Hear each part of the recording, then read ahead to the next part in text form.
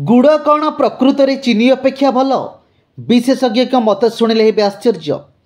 पीढ़ी पर पीढ़ी आम शुणी आसुचु जे गुड़ स्वास्थ्यकर प्राकृतिक एवं चीनी अपेक्षा भल। आपण केबे भाबिछंती कि गुड़ खाइले शरीर उपरे केउं प्रभाव पड़े?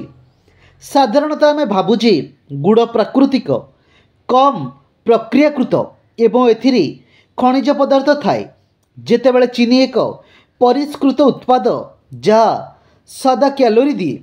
गुड़े लौह मैग्नीशियम पोटासियम भली किछि सूक्ष्म पोषक तत्व थाए जहाँ चीनी रे न थाए। ग्लाइसेमिक इंडेक्स कौन? ग्लाइसेमिक इंडेक्स हेउची एक स्केल जहाँ जनाए जे कौनसी खाद्य आपणक रक्त शर्करा स्तर को केते शीघ्र वृद्धि करे। 0 ରୁ 100 पर्यंत स्केल रे संख्या जेते अधिक हेब रक्त उपर शर्करा सेते शीघ्र वृद्धि पाइब। यार विश्वास करा जाए जे गुड़र ग्लाइसेमिक इंडेक्स चीनी अपेक्षा कम। धड़ा चीनीर ग्लाइसेमिक इंडेक्स प्राय 70 ରୁ 75, जेतेबेले गुड़ ग्लाइसेमिक इंडेक्स 80 ରୁ 85 पर्यंत हो पारे। यार अर्थ हेउची गुड़ आपणक रक्त शर्करा को धड़ा चीनी अपेक्षा द्रुत गति रे वृद्धि करि परिबो। गुड़ कौन अदरकारी?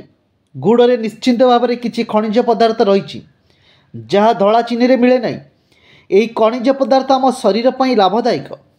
आयुर्वेद रे मध्य गुड़ को अनेक गुण रे परिपूर्ण बोली कहुए, जेपरिक यह हजम रे साहाय्य करे एवं शरीर को विषमुक्त करे।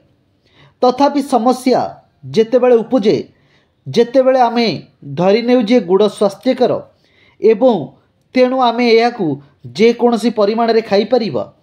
सत्य हेउची जे गुड़े मध्य प्राय चीनी परी कैलोरी एवं कार्बोहाइड्रेट थाए। जदि आपण गोटे चामच चीनी बदल रे 2 चामच गुड़ खाउछंती तेबे आपण अजणातारे अधिक कैलोरी एवं चीनी खाउछंती।